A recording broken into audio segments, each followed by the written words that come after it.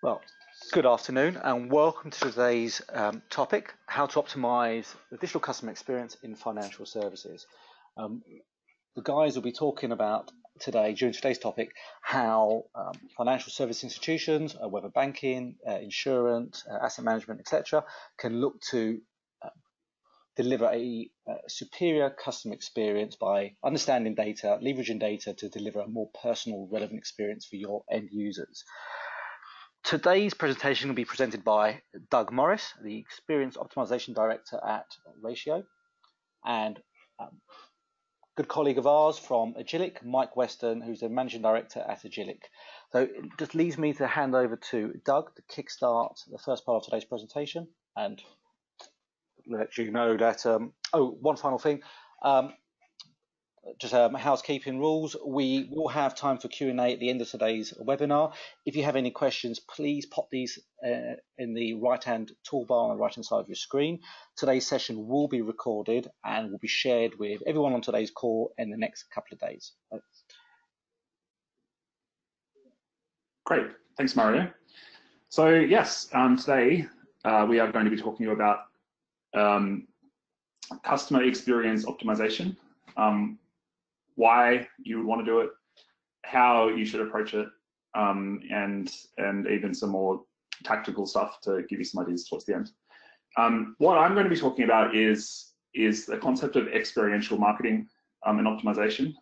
And I'm going to be making the case that this is the marketer's framework in financial services to drive faster and better acquisition, retention, and ROI outcomes. Or in other words, although customer experience and experience marketing may not be things that are in the everyday lingo of marketers right now, they are techniques that we should adopt in order to do better at our jobs for the outcomes we're already trying to achieve. What this is not is about experiential marketing in terms of the like the Red Bull Air Race and physical activations like that. So if that's the webinar that you came from, you'll need to go next door. Instead, experiential marketing is an approach to marketing that really puts customer experience at the heart of what we're doing. Not just customer experience, but also knowledge of the customer, what their needs are, where they are on the journey, and what their context is. And it's in doing this that we can drive better outcomes, as I mentioned. So firstly, I just want to touch a little bit on what customer experience actually is and why it must matter to financial services marketers. As I said, I'm conscious of the fact that customer experience is not necessarily something that we are KPI'd on as marketers, for argument's sake. And so it might not be a subject that everyone is familiar with who's in digital marketing. Customer experience essentially is how customers perceive your brand after they interact with you. That's a pretty simple explanation, right? What it means, though, is that we're not just talking about how they view the objective facts about your product or service, like the price or the unique selling points, but we're actually talking about how customers feel, whether they are happy or unhappy, annoyed, satisfied, etc.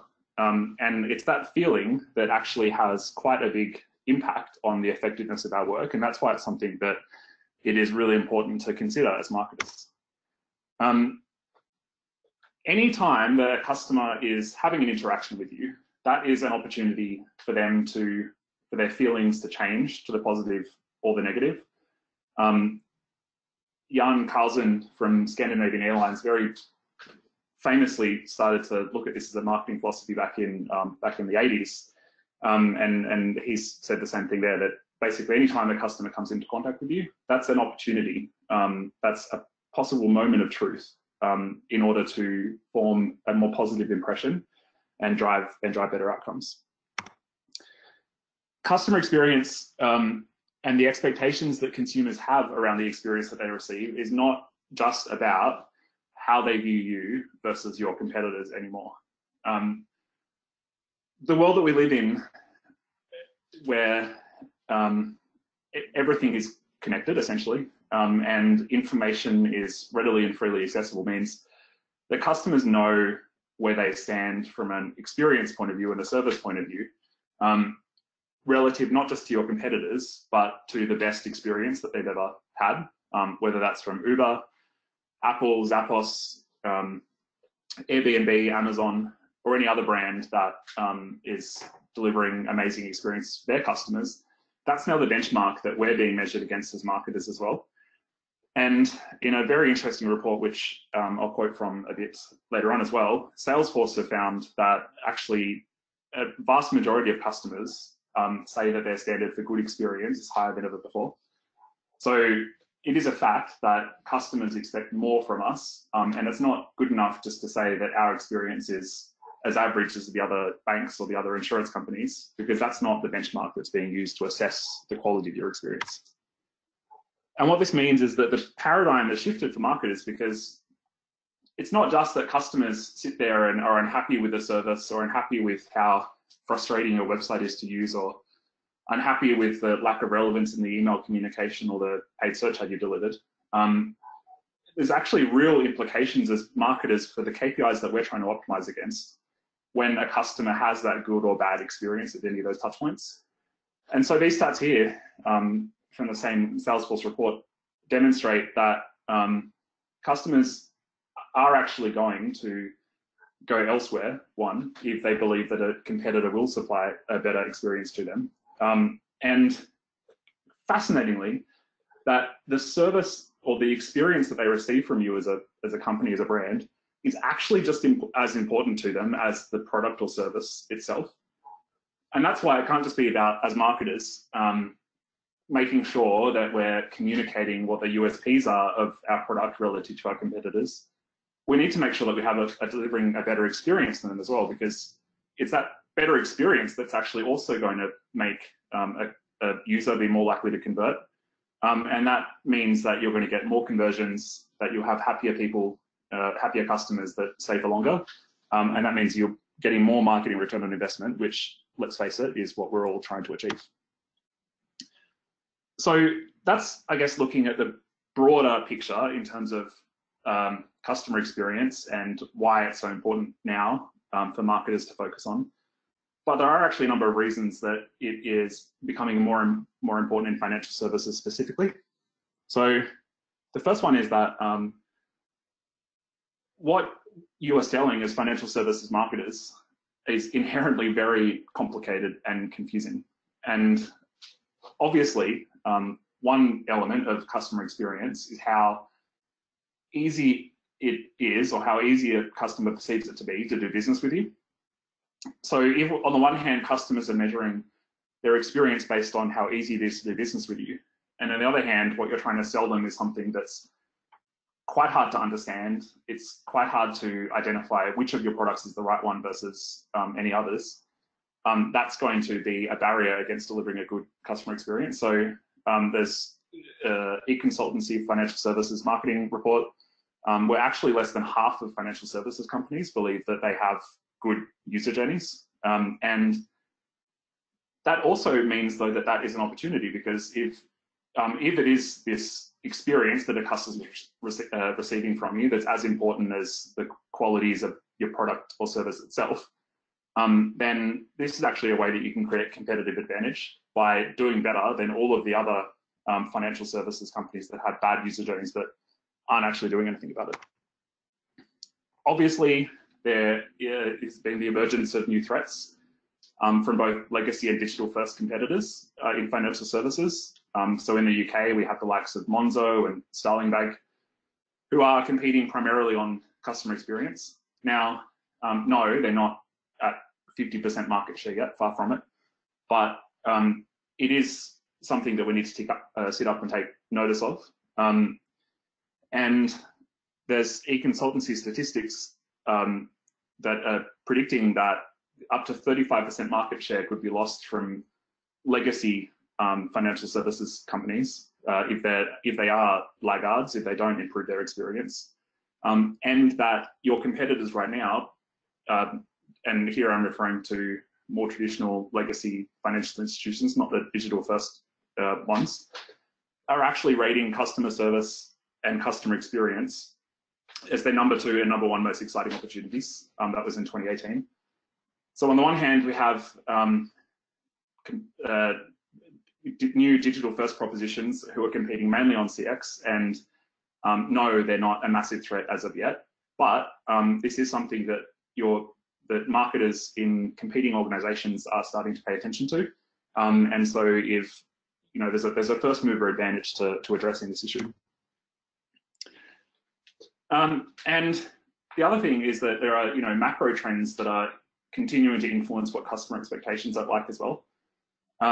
So there's some really fascinating research from PwC that indicated that 1 in 3 millennials in the US are open to switching banks in the next 90 days. So there used to be an incredible amount of stickiness, I guess, in financial services, but retention and loyalty is not something that you can take for granted anymore, because people are open to moving. And as we've demonstrated, one of the factors in them moving is the quality of the experience you're delivering. So what I want to introduce is a framework for how you can think about improving these experiences, and how to, if customer experience are not terms that you've ever thought in before, some of the factors that you can look at in your ways of working and your approach to marketing that can really mean that you'll have a strong and positive impact on the customer experience that your organization is delivering. And what we at Ratio focus on from the point of this experiential marketing is a framework that has 4 pillars. And the very first one, obviously, is that if we are having a customer-centric approach to marketing, if we are actually putting them, if that is why we're doing it, then that is a key factor in our success. And there's a few different things that you can look at doing that can help you do that even more effectively. So the first thing is relating to personas. Now, when we think about the fact that a customer wants an amazing experience, one of the factors in whether their experience is amazing or not in their eyes will be how relevant that experience is to them. Where most of us are today is delivering one experience for every single customer. So the website or the email or the paid search ad or what have you has the same copy, the same links, the same call to actions, irrespective of who it is that's looking at it.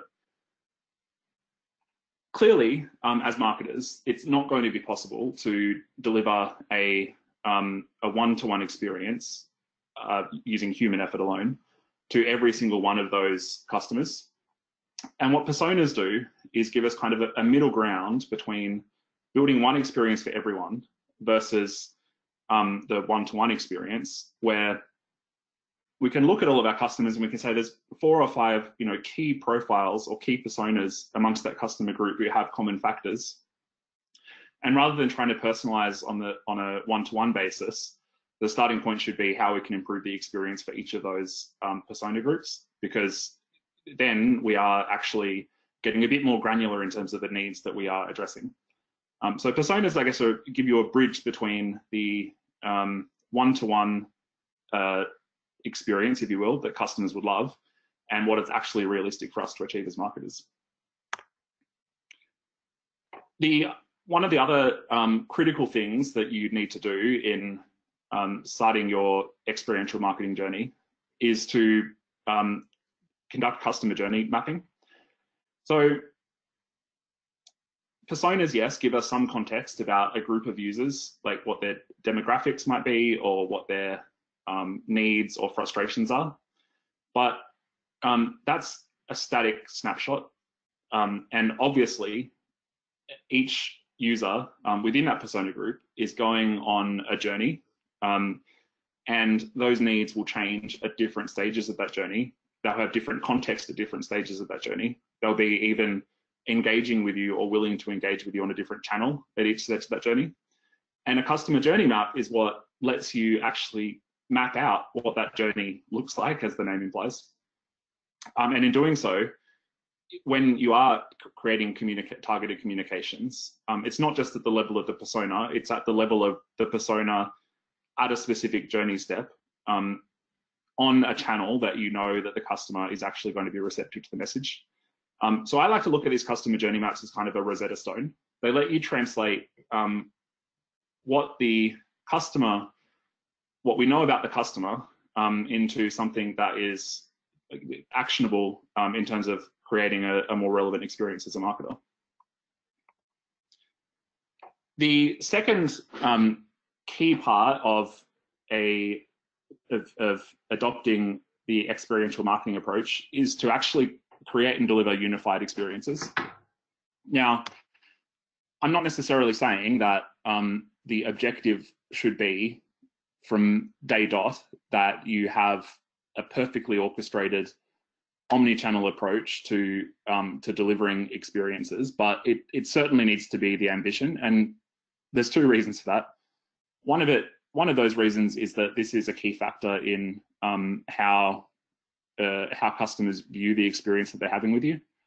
It sucks to have a disjointed experience when you talk to a salesperson on the phone and they say something completely different to what you learned on the website, or where there's inconsistency between the advertisement and the landing page, essentially where there's fragmentation and disjointedness in the customer journey.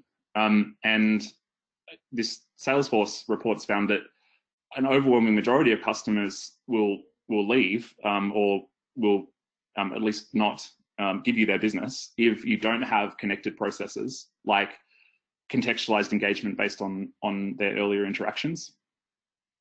From a financial services perspective, this concept of real-time personalization is viewed as one of the most exciting opportunities in the next 3 years. So both from the point of view of what customers are expecting and what your competitors are trying to achieve, this real-time personalization across any different channel in a unified experience is the direction that you need to be striving to head towards.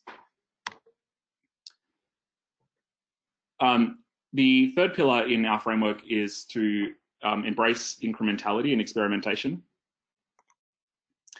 So you might be sitting there and thinking that, yes, the customer experience for the bank that I work at is terrible.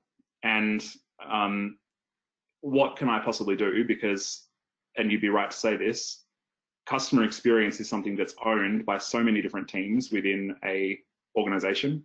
It's not just you in marketing, it's the product team, it's the legal and compliance team, it's the customer service team, it's the PR team, it's, many different stakeholders need to engage in order to truly transform what's happening from a customer experience perspective.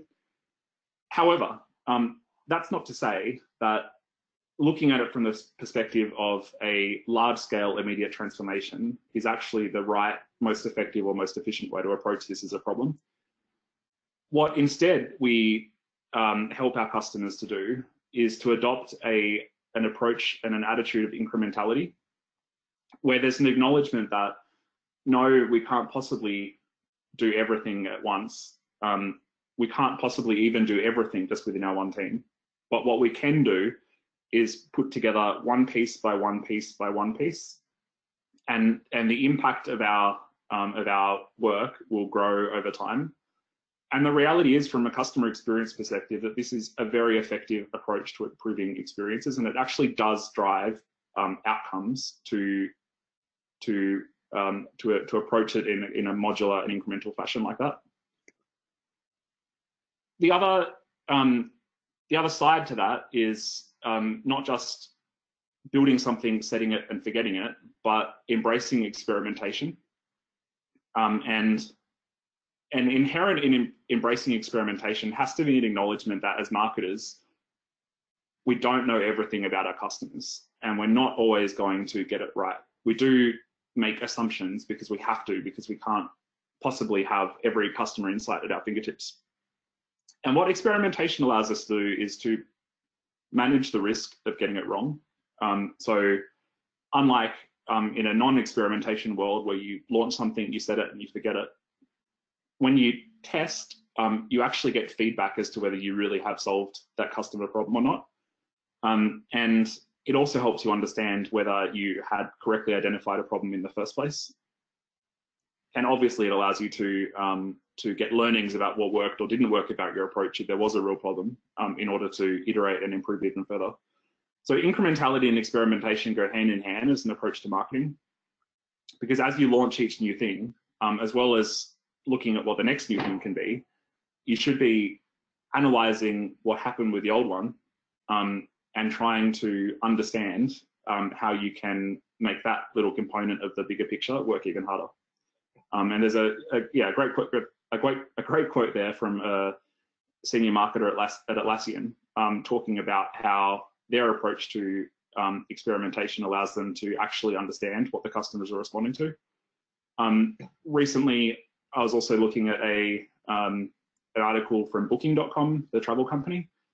Every single change that they release to their digital ecosystem is a test, even if it's just a bug fix, even if it is a minor change on a little page.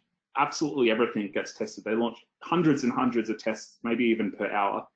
And what that allows them to do is to actually understand with every single change that they're making to what extent it actually did what they thought it would do. Now that is an extreme as a digital first company that as financial service marketers we're not ever likely to get to, but it does demonstrate how this approach has been adopted in other verticals. The final piece is to try and continually optimize the amount of time it takes you from coming up with an idea to getting it to market. So it is a reality that things move more slowly in heavily regulated and scrutinized organizations such as a financial services organization than in other verticals. Marketers in e-commerce have it much better in terms of their ability to get stuff out the door more quickly. But it's not something that we should accept as a given that however long it's taking us to do stuff now, that has to always be the amount of time it takes to do stuff in the future. So one thing we really need to look at doing as marketers is trying to find technology and ways of working that give us more control back as marketers, that mean we need less IT help to get things over the line. That means we don't need to wait for a development team in another country to for our ticket to move to the backlog to actually be actioned.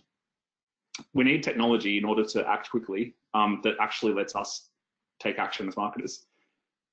The other side to that, again, goes hand in hand with the approach of incrementality. And that is that we know that some things are always going to be a reality in a financial services company. So there's never not going to be legal and compliance or ad control or you know, some sort of oversight like that over what we're doing. But if we move from a model where we are launching a campaign in 1 week, and then in the next week launching an entirely different campaign and so on and so forth, to a model where we build something, put it out into the wild, and then that something continues to work for us day after day after day, then where we invested the time getting the legal compliance approval or what have you on that product, if you will, that we created, that we continue to get leverage on that time as leverage on the time that was an effort that was invested. Because obviously if you launch, say, an onboarding program via email in month 1, and that onboarding program continues to operate until month 12, it's probably only in month 1 where you need to go through that time-consuming and agility preventing process of getting approval. Whereas if you are stuck in the mindset of a new banner advertisement or a new email every single day, every single week, I should say, then you will always need to go through this same kind of bottleneck. So try and reframe how you're doing things to think about how, while not everything will ever be in your control and some things are always going to be a given, you can cut back as much time as possible on getting your idea out into the market, because it's only once you have something out in the market that, again, you can understand how customers are reacting to it, and you can know whether it worked in order to improve on it further.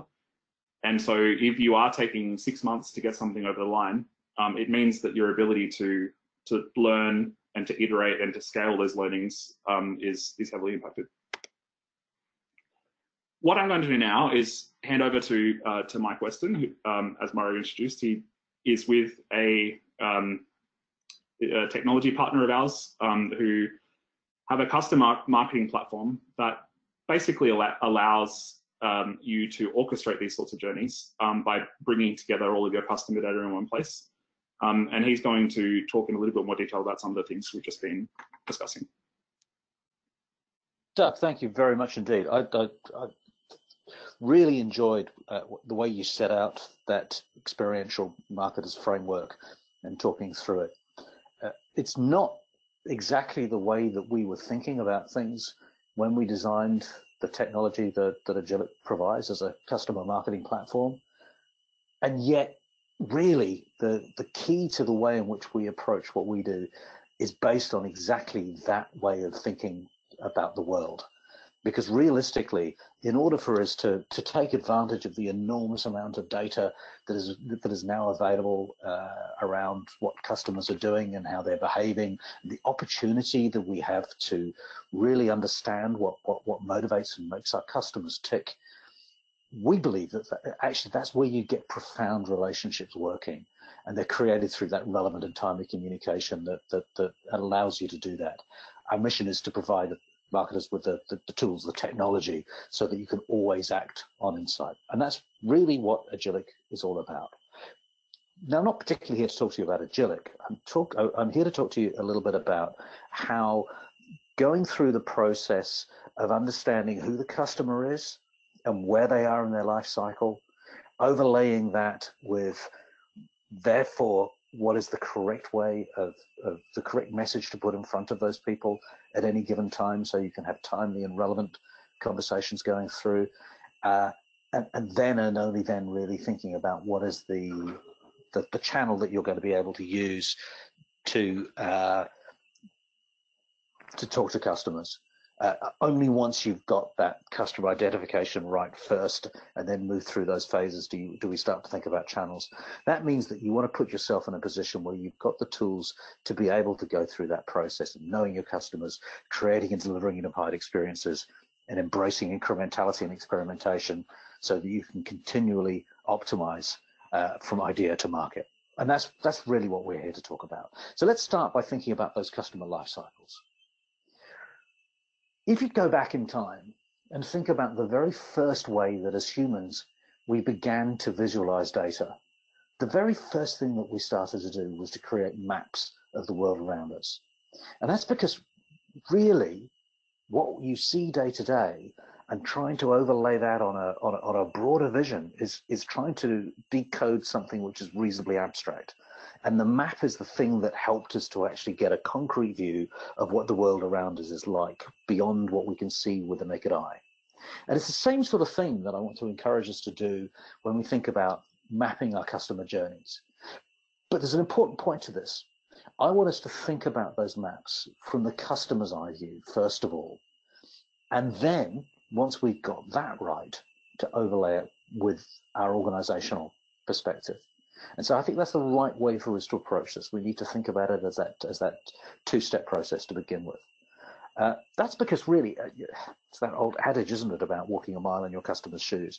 It's only really if you can get a sense of what the customer sees when they do business with you, that you can really begin to think about how your communications with those customers are going to lead to a really positive experience. I think in the financial services industry, this is particularly apt. A couple of years ago, I did a bit of a look through all of the email communication I get from my bank. I won't name the bank, but once a month they would send me an email that said, "Mike, your customer statement is ready for you. Go online and check it out," because they know that, right back about 12 years ago, I decided I wanted to go for paperless statements. Now, what was really interesting, there were 3 other messages that I got from the bank through email bearing in mind I wasn't getting any direct mail or taking any phone calls from them. My touch points with my bank were entirely a visit to a branch, which I think I did twice in the year, or these 15 different communications over email. 12 of them, as I said, were your bank statement is ready. Of the other 3, 2 were messages which were asking me, hey, Mike, have you thought about switching to paperless statements? The scary thing was, even as I logged out of my online banking app with that particular organization, and I was saying, right, I want to move on from this. So you've got a moment where I've gone from a really intimate relationship with my bank where I'm looking at my bank statement online. At that point, the message that came up again was the same thing. It was, have you thought about taking paperless statements? Now, that's a really clear case, I think, of the bank thinking, we've got these things that we need to say to Mike.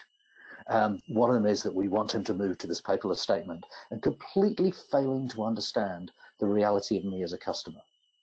So I think this process is really about trying to help us to get this right. And so I've said here on the slide that every business's map will likely be different, but certain themes will repeat.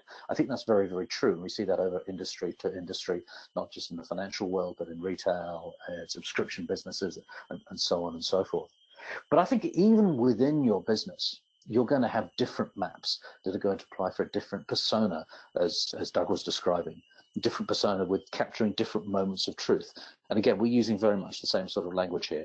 We've mapped out for a very typical customer life cycle. I call this a hyperloop. We've mapped out this very typical life cycle of what the moments of truth are in the relationship between an organization and its customer. And this is from the customer's eye view. So the first thing is, I'm going to come along and make myself known to the organization and say, you know what, I may want to do business with you. Tell me a little bit more. At that point, you're going to turn around and say, okay, this has come as a result of perhaps a Google AdWords campaign or some display advertising or something of that nature, or maybe even I've just walked into the branch. But at that point, you're going through that process of saying, okay, here's permission capture. I want to have Mike's permission to be able to keep talking to him, so that we can start going through the stages of this hyperloop. So we're in the attract phase here. And that's going to take us things like a welcome program, which I think is an important thing that you're going to need in any type of relationship that's going to go the distance. You want to introduce to people the things that are going to be important to them and for you in that relationship as it develops. And of course, in financial services, particularly in banking, one of the key things we're going to need to do is the KYC process, to get to know the customer, to be able to fill out those requirements from the Financial Services Authority, so that we're making sure that we've got the right information on record about our customers, that we're keeping them safely somewhere. And so as we're going through that, one of the things that may happen is we may be going through those forms digitally, in which case we may get, in fact, I wonder just how often this does happen. You get an abandonment of those forms, and you need to prompt people to come back and complete that. Maybe you've set up the account, but you haven't actually started setting up your direct debits within the account. There are all kinds of things that are going to happen in there in terms of processes that get abandoned halfway through. Of course, this is corollary to what you see in the retail world, when you get those basket abandonment emails or messages that chase you around the internet. So this is that really, for me, that's probably the piece that then begins to move us beyond the attract phase and get us to start thinking about the grow phase of the relationship. Now, in a perfect world, once we've attracted those customers, we want them to stay in the grow phase for as long as possible, really throughout the entire lifetime of the customer, not just the lifetime of their relationship with us. And so what we're really trying to do is to figure out what are the types of things that are going to be appropriate to those customers as they go through. And you'll see on the screen here, some of the stuff around the top of the screen, things like weddings, babies, new homes, car purchase, birthdays and anniversaries. these are all things that are happening in the customer's life, that they may not necessarily, of course, be happening in those orders. But these are the things that are going to be useful for us to understand about our customer, because these are things that are going to change their requirements from us as a bank or as an insurance business or any other kind of financial services business, because there are going to be different things that are important in the customer's mind as they're looking at us, and they're going to look for us to be able to adapt to those changes as we go through.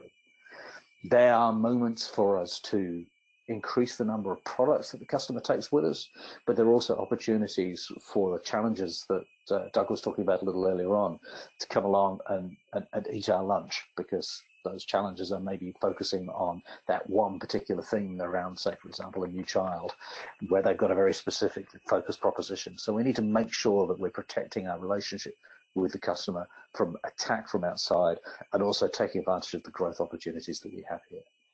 There are all kinds of other things that are going on in there as well. I've mentioned paperless statements enough already, so I won't continue with that. But maybe it's balance transfers on a credit card. You see people with a good credit record, you want to make sure that they're taking advantage of the financial services that you're offering, rather than going through competitors and increase the number of funds that are there. It may be in a world where branch availability is an increasingly scarce commodity, that you want to let people know where their nearest branches are. It may well be that's very relevant to where the customer is at that particular moment, because you're seeing something that's happening that makes them think, actually, this is the next thing I want to do. I want to go in there. Or maybe that you're trying to get the customer to come in and actually meet the manager of the bank, for the sake of argument. But it's crazy. Sorry, mate. It's crazy when you look at how many different moments there are in a customer's life cycle with you that you really could make a really positive influence on their experience. And yet, if I think about my own experience as a consumer with my bank, like they are acting on none of these triggers. Like it seems so obvious when you put it like this, the number of different ways in which we could be tailoring our communications, and it just doesn't happen.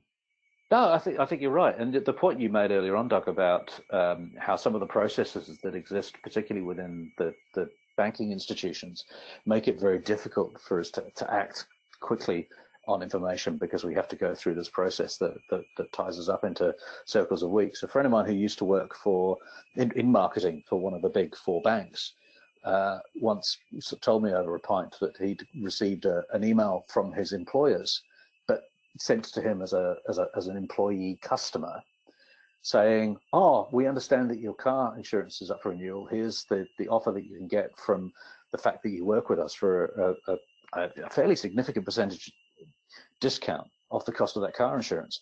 And what had happened is they found that information. It had taken them 3 weeks to be able to get from the point of understanding that to being able to get that communication out to him.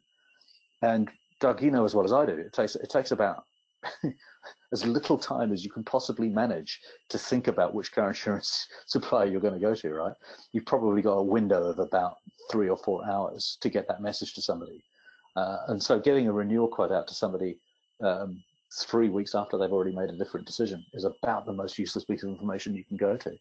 Yeah, I think that goes back to the point you were making about the timeliness of these communications, that it needs to be at the moment of truth, not 3 weeks after, when we're telling the customer what we can offer them, because that's when we actually can have an impact. I would wager, correct me if I'm wrong, Mike, but it was probably a negative experience when your friend got that offer like 3 weeks after it was relevant.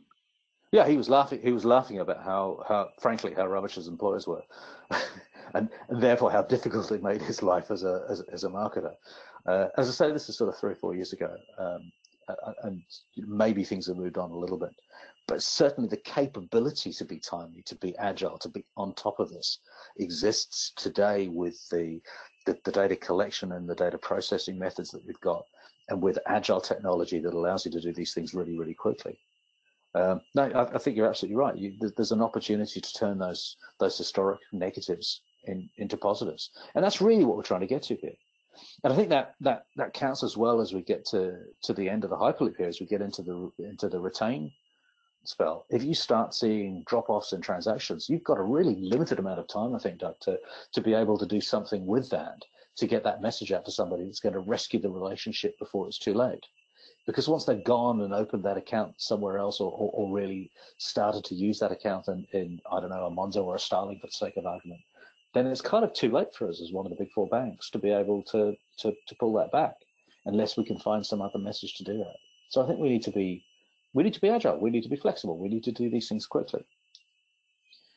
I've taken a similar view of a customer life cycle with insurance, and the reason I put this up here is not so that I can go through this in great detail again. It's a different type of relationship in insurance, because actually what's happening in insurance is much more of a subscription, and there's probably a pretty infrequent level of contact that's going through there.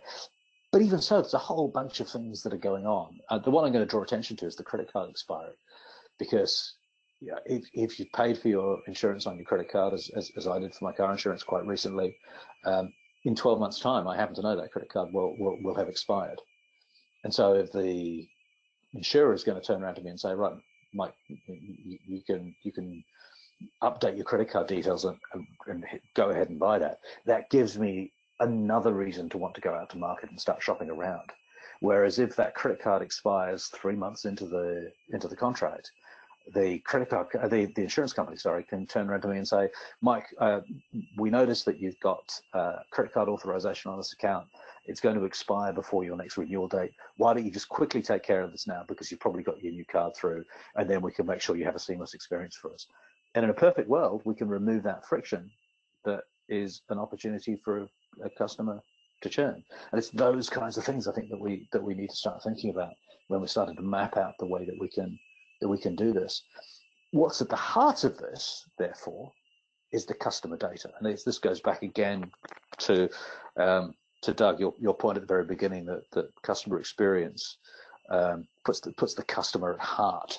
And this is really the way that we think about this as well. It's the customer data that is making this loop turn for as long as possible. And Agilic, with the software that allows that to happen, that lets us deliver that. So, having created that map of the customer journey, the next thing that we want to think about is how that fits our own organizational view of the world. So you've got your customer's eye view. Let's match it back to the business, and this is where we start to think about that in our sales and marketing funnel. And I've just put a fairly typical model, admittedly, on its side to match the Hyperloop model of that customer awareness. It's where you begin to think about which is the best channel to reach these customers at their moments of truth. So we've understood the customer, we've understood what's going on in their lives, we've figured out what our response to that is, what the relevant and timely messages that we want to put out in front of people. And so we need to think about how we're going to actually get those messages to people. Our owned channels, if you like, our push channels are the ones that are probably the lowest cost ones for us to use to get those messages out to people.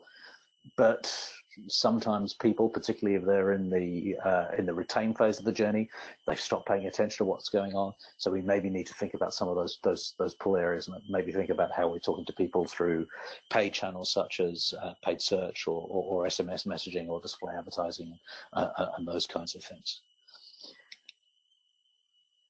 Now, all of this, I think, could look a little bit scary, because there's so many different things on there. And Doug, you made this point a few moments ago. This could be a little bit scary because it seems like there's an awful lot to do. It could be a lifetime's work to address all of these moments of truth, I think. It can look like that, can't it? And we then have a lifetime to deliver a return on investment or meet our revenue goals. So it's got to be a better way. That's exactly right. We have to think incrementally, and again, I like your language around that. I tend to think of it as being like the layers in a paddy field in some ways, because what you're doing is you're building up program after program. Now, I'm certainly not going to suggest that we slip back into what you warned to get against at the beginning, Doug, where you talked about don't just set up and forget. Set up something that gets you onto the first floor of this terrace, and then let that keep running when you think about what's going on to the second floor. And you need a cyclical approach to this, because you need to go back and refresh those and keep looking at those messages and making sure that they're still doing the job that they're doing, and still play around with the test and learn and optimization piece as you go. But the way to get to the top of the paddy field hill here is to go one step at a time. And so that's really, I think, that incrementality piece becomes so important in this. It really then plays back, I think, to the experiential marketers framework that we've spoken about before. And just to refresh, we've spoken about knowing your customers and putting them at the heart of everything you do. We've created the unified experiences. We've embraced incrementality and some experimentation in there. We need to be able to move quickly so that we can go from from our initial idea to actually get to market really, really quickly. And that's where you need something like a really flexible data model to make this possible. And that's, you know, at risk of getting into a 2-second sales pitch here, that's really, I think, what makes a business like Agilic and the software platform that we create capable of doing this, because you've got a place where you can store that customer data, but not just the customer data, that global data table that's got all of the products and the items that you can sell to them, the communications that you can get with them. It's gathering the activity data back into there as well, and it's keeping a record of all the transactions that's gone through. That means you've got that agility and that flexibility and that speed to be able to pick up the number of bank transactions that the customer's doing on their current account has declined, and therefore we need to do something about. And it's right there in that one place to do it. And if you can combine that across all of the places where you're actually speaking to your customers, and begin to think about how you use that to define channel optimization and measuring the results of each combination of things that you're doing, so that you can look at your return on investment that's coming back from that. That, I think, is where you begin to understand how to do something that I call code switching. Now, I don't think as a customer about what channel my bank or my insurance company or a retailer is talking to me in. I move seamlessly and effortlessly from channel to channel. I've got all of these different colored bits of smoke going through my head in terms of what's going on, but I think of it all as being that relationship that I've got with the bank. I move seamlessly between there, but the reality is that actually we're a bit like teenagers or pre-teenagers who are still learning how to do code switching.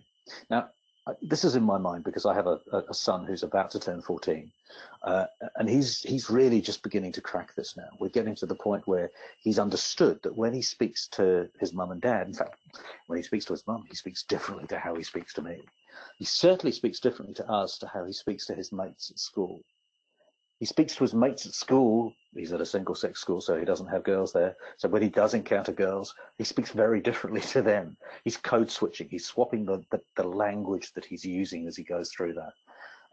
And of course, when he gets into the classroom, and he's got the teachers there, and there's that level of authority going on, and there's a different environment there. He's code switching into that as well. And I think I've seen this used as an example of why teenagers' relationships with their parents can be particularly fraught.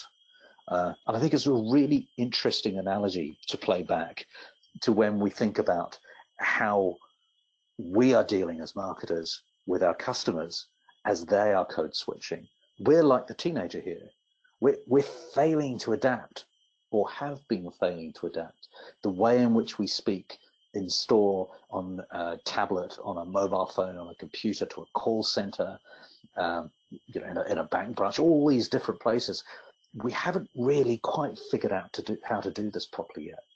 And I think this is one of the reasons why we want to keep all of this under one roof, because if we can see the effectiveness and the impact of all the messages that we're sending to people, if we've got a way of actually measuring the customer's reaction, their experience of that customer experience and how that's playing back, then we're beginning to get to a point where we can learn how to code shift as well. And so we can get back to having an adult conversation with our customers rather than a teenager to parent conversation as we go through. And that's really, I think, what lies at the heart of thinking about those channel selection questions. We've got to think about context. What have we said before? Maybe we've said something at the call center that is contradicted by what we're saying in the email that we've just sent out. Example I've got, I think for that, I took a subscription to a newspaper that was both print and digital. And they sent me a note to say, thank you very much, we've got your subscription, that's great. You'll get your first copy in a week's time, and you'll get access to our online stuff in a week's time. Look forward to having you as a reader. About half an hour later, I got a message from them saying, hey, Mike, have you considered subscribing to our newspaper? We think you'd really like it. I installed the app on my tablet, and about 3 hours later, after that happened, I got a message from them saying, you know what you should really do, Mike, is you should download our tablet app because I think that's the best way you're going to experience this. So you've got these different threads that have been automated and set up that are just not joined up and are just not thinking about what's actually going on in my life. And I think as marketers, this is part of our challenge. We need to be able to overcome this. And this is partly why we need to go through the experimentation piece. This is why we need to think incrementally as we go through. But this is also why we need to think, throw another buzzword out there, we need to think holistically about all of the touch points that we've got with the customers. And then we want to measure that back to the cost of the channel. Some channels are more expensive than others, as we talked about. And also, we need to think a little bit about the privacy issue. We need to think about what permissions we have, what data permissions we have to use that as we go through. And so those really are the thoughts that I wanted to leave you with, Doug, as I hand back over to you. Thanks, Mike. It was just crazy as you were talking about the news letter, not the newspaper or the media company example there. Yeah, thanks. Like those moments when they had the opportunity at that moment when they were communicating with you to have probably a profoundly positive experience on your perception of them, or one in which they illustrated that they actually have, well, they don't care enough to reflect your actual context, that you'd already downloaded the app or that you'd already subscribed. And yeah, I guess that's the moments of truth that we're talking about, right? That it can go either way. Yeah, I think if you play that back to that figure, what was it? Something like 67% of customers, or was it 73%? I've not written that one down. There was a really high percentage of customers who, when they have an experience like that, simply drop out of sight. And you suddenly put yourself on the back foot into the win-back bucket. Yeah, and it's because we know that we can get a better experience elsewhere, right? Like we don't have to put up with something that's suboptimal these days because we know there's better, and it's pretty easy to switch. Okay, fascinating stuff. Thanks, Mike. What I wanted to do then was to touch on a few of the most important takeaways that we'd like you to consider, and then we can open it up for any questions that have come through while we've been speaking.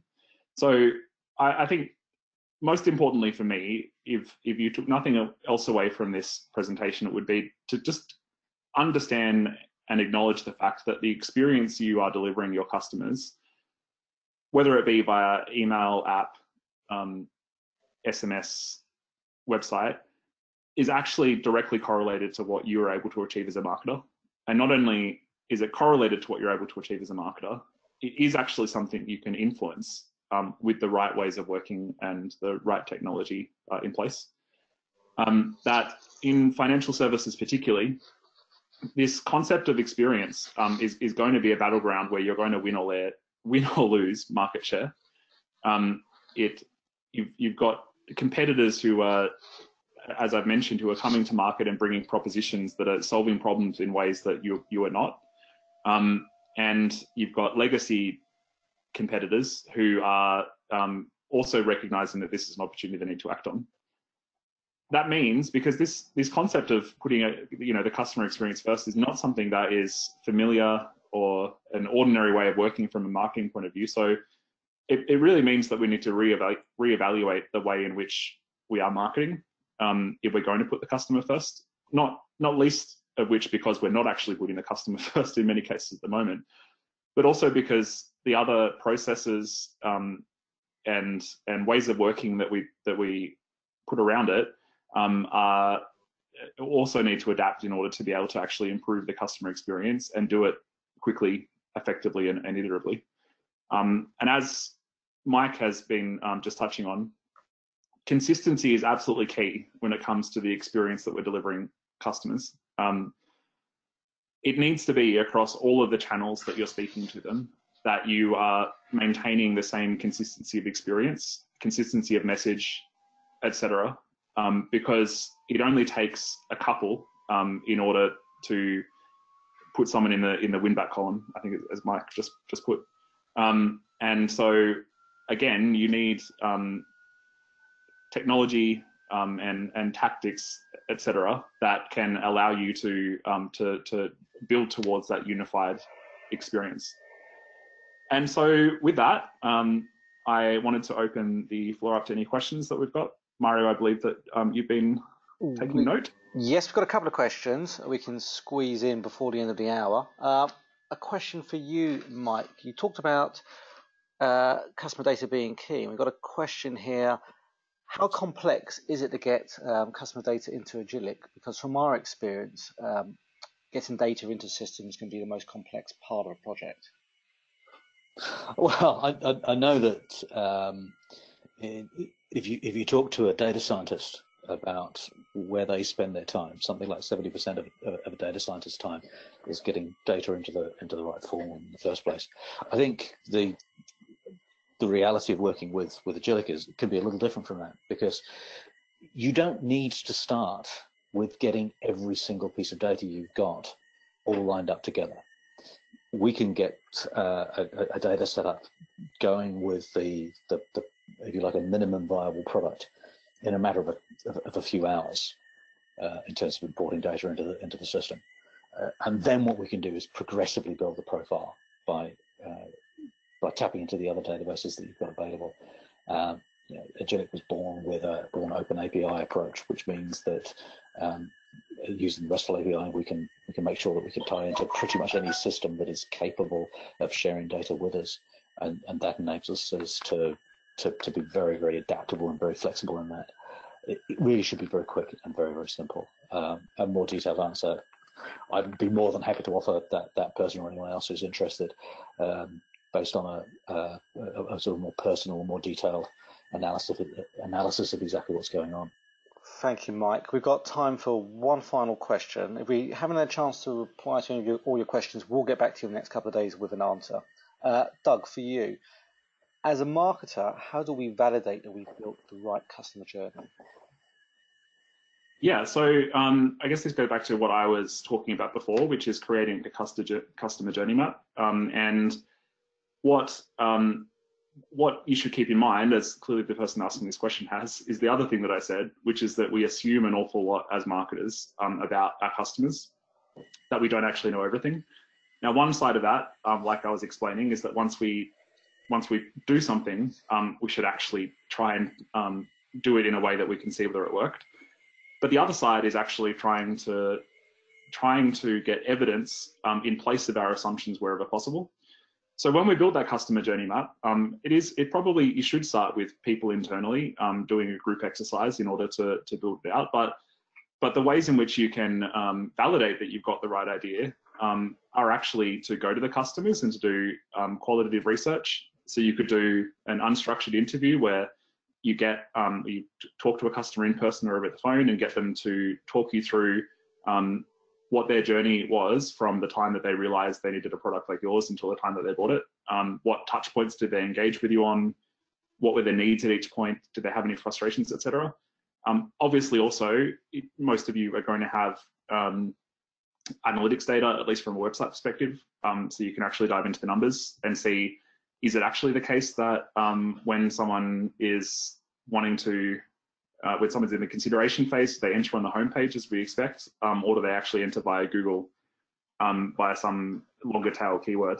And so it's a great question, and it really is something you should focus on doing, which is not just to have your own ideas about how your customers are experiencing you as an organization, but also to try and get to the data and evidence that can prove you right or wrong. Thank you, Doug. That brings us to 1 minute of 3, so that brings us to the end of today's presentation. So it just leaves me to thank everyone for taking an hour out of the day to join today's webinar, and to thank the speakers, Doug Morris and Mike Weston, for presenting today's topic. You will receive a copy of today's recording in the next couple of days. If you have any questions, feel free to ping us an email and we'll get back to you with a more detailed answer to any of your questions. Thank you very much, and speak to you all soon.